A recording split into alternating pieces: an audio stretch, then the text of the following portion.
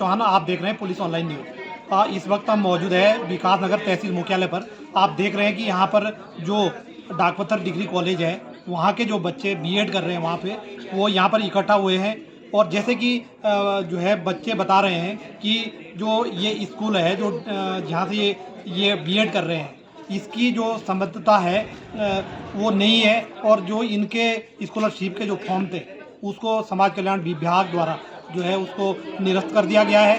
तो हम इस बारे में बात करते हैं। यहाँ पर हमारे साथ छात्र हैं कि क्या है ये पूरा मामला, जी बताएं सर। मैं बीएड फर्स्ट ईयर का छात्र हूँ। हमारा जो सत्र है 2021 से 23 तक का था, लेकिन प्रारंभ से ही हमें जो महाविद्यालय है उसने अंधकार में रखा। शुरू से हमें नहीं बताया गया कि कॉलेज का एफिलिएशन है या नहीं है, लेकिन जब हमने स्कॉलरशिप के फॉर्म भरे, स्कॉलरशिप के फॉर्म भरने के समय पे हमें पता चला कॉलेज एफिलिएटेड नहीं है। क्योंकि जो जिस यूनिवर्सिटी से कॉलेज को मान्यता होती है, ये श्रीदेव सुमन से चलाया जा रहा है, लेकिन वहाँ से एफिलिएशन नहीं था। अब ये कॉलेज की हालत इस समय ऐसी है कि 150 बच्चे यहाँ पे अध्ययन करते हैं, लेकिन 3 उसमें शिक्षक हैं, वो भी कई बार छुट्टी पे रहते हैं, सही से क्लासेस प्रॉपर टाइप से नहीं चल पा रही हैं। ये बहुत ही बड़ी समस्या है। और सिर्फ समस्या यहाँ पे स्कॉलरशिप की नहीं है, आने वाले समय में जो हमारी डिग्री है वो भी वैध नहीं मानी जाएगी। तो इन सब चीज़ों के लिए हमने आज शिक्षा मंत्री जी को, जिलाधिकारी जी के माध्यम से ज्ञापन दिया है और जल्द से जल्द हम इसमें जो आवश्यक कार्रवाई है वो चाहते हैं। और हम चाहते हैं कि महाविद्यालय प्रशासन पर भी इसमें मुकदमा दर्ज करने का कार्य किया जाए, जिससे आने वाले जो हमारे सत्र हैं वो सही तरीके से चल पाए। तो जैसे आप देख रहे हैं कि किस प्रकार से गोरख धंधा उत्तराखंड सरकार के नाक के नीचे चल रहा है और किस प्रकार से जो ये शिक्षा के जो संस्थान है, किस प्रकार से वो बच्चों के भविष्य के साथ खिलवाड़ करते हैं।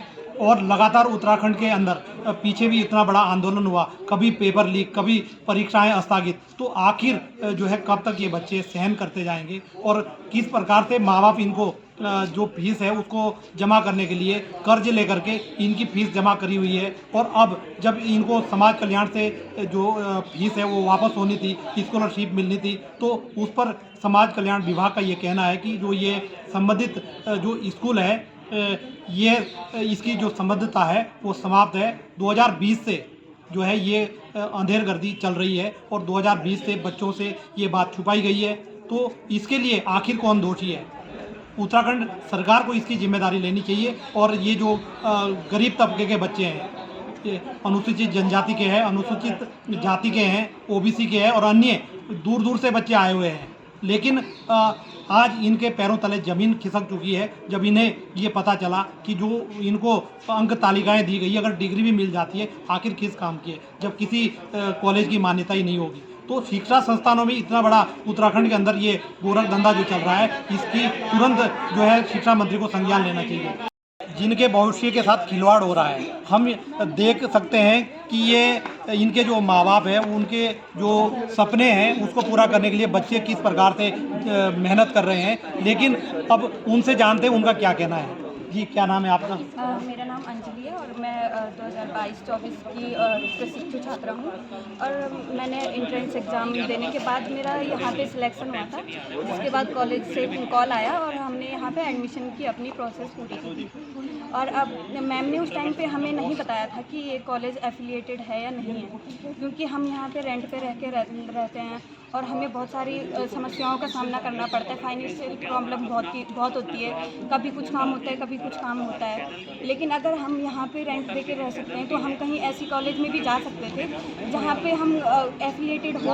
अगर इनकी पारदर्शिता होती तो हमें पता होता तो हम या फिर वो कॉलेज से HOD मैम या फिर कोई भी स्टाफ हमें ये बता देते कि ये एफिलिएटेड नहीं है, तो ये हमारे रिस्क पे होता है कि हम वहाँ पे एडमिशन लेते हैं या नहीं लेते हैं। और जब ये इतना सब कुछ ये एफिलिएटेड नहीं है तो हमारा क्वेश्चन ये है कि या फिर कॉलेज में एग्ज़ाम्स कैसे हो रहे हैं, या फिर कॉलेज के टीचर्स पढ़ा कैसे रहे हैं और न्यू सेशन को स्टार्ट कैसे कर दिया, या फिर यूनिवर्सिटी भी इसकी जिम्मेदार है कि वो एंट्रेंस एग्ज़ाम देने के बाद उस कॉलेज को या तो ऑनलाइन पोर्टल से हटा दें कि आप यहाँ पे एडमिशन नहीं ले सकते क्योंकि ये एफिलिएटेड नहीं है, या फिर ऐसा नोट कुछ डाल दें जिससे हमें अब स्टूडेंट अवेयर हो उससे। अगर कोई स्कॉलरशिप का ये मसला नहीं आता तो हमें तो पता भी नहीं चलता कि हम ऐसा अपना साल बर्बाद कर रहे हैं और या फिर ऐसा सब कुछ हो रहा है। अब क्या समस्या आ रही है आप लोगों के सामने? समस्या तो फिलहाल यही है कि जो हमारा जो स्कॉलरशिप का है और कुछ सूत्रों से ये भी पता चला है कि उन्होंने कहा था कि फर्स्ट ईयर वालों को तो स्कॉलरशिप मिलेगा ही नहीं। कि फर्स्ट ईयर वालों को भूल जाओ, उनको मिलेगा ही नहीं, तो हम कहाँ जाएंगे। हमने जो हमने एडमिशन लेने के लिए फ़ी भरी है, जो घर वालों ने इतनी मेहनत करके दी है, वो ऐसे ही तो नहीं आ जाती है। अगर हमारे पेरेंट्स ऐसे गवर्नमेंट किसी इसमें होते, जॉब में होते, तो वो फिर भी हम मान लेते। वो घर में खेती करके ऐसे एक एक पैसा इकट्ठा करके अपने बच्चों पे इन्वेस्ट करते हैं, और फिर हमारा टाइम ऐसे बर्बाद हो जाएगा, तो हम कैसे करेंगे। क्या चाहते हैं आप सरकार से? क्या चाहते हैं? सरकार से तो हम ये चाहते हैं कि फर्स्ट तो इसका एफिलिएशन होना चाहिए, कॉलेज का इंस्पेक्शन हो कि ये कॉलेज उसके लायक है या नहीं है।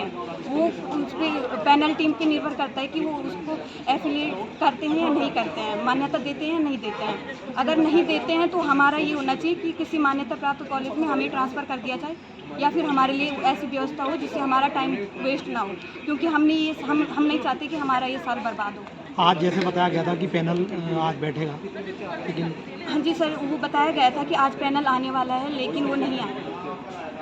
तो आगे क्या आपको लगता है कि इसमें कुछ करेंगे आगे ये स्कूल प्रशासन? उनको करना पड़ेगा, क्योंकि हम यहाँ पे अपना टाइम दे रहे हैं, अपना पैसा इन्वेस्ट कर रहे हैं। सबसे बड़ा जो होता है वो टाइम होता है, और अपना टाइम दे रहे हैं ऐसे फेज पे जब हमें अपनी फ्यूचर को भी देख के सब कुछ करना है। गर्ल्स के लिए सबसे ज़्यादा इम्पोर्टेंट जो हमारा कॉलेज है, उसमें सबसे जो मेजॉरिटी है वो गर्ल्स की हैं, और बहुत सारी गर्ल्स को बाहर भी आना पड़ता है। और इस टाइम पे देख सकते हो कि पढ़ाने के लिए बच्चों को क्यों पढ़ाएगा कोई। माता पिता बोलेंगे कि पढ़ाई अब इतना ज़्यादा ज़रूरी नहीं है, शादी कर लो। फिर हमारे पास वही ऑप्शन बच जाता है, हम पढ़ाई लिखाई छोड़ के अपना शादी कर लें, फिर वही करेंगे हम। तो जैसे कि आप देख रहे हैं कि घोर निराशा इन बच्चों के अंदर है, और सरकार लगातार जो है सरकार का जो फेल्योर है वो सामने आ रहा है कि जो बेलगाम अधिकारी है, बेलगाम जो है उच्च शिक्षा के अंदर भी इस प्रकार के मामले आ रहे हैं। तो शिक्षा मंत्री को आज इनके द्वारा जो ज्ञापन एडीएम के माध्यम से दिया गया है, तो इसमें सरकार को और सरकार के शिक्षा मंत्री को भी संज्ञान लेना चाहिए, ताकि इन बच्चों का जल्दी से कोई हल निकल पाए।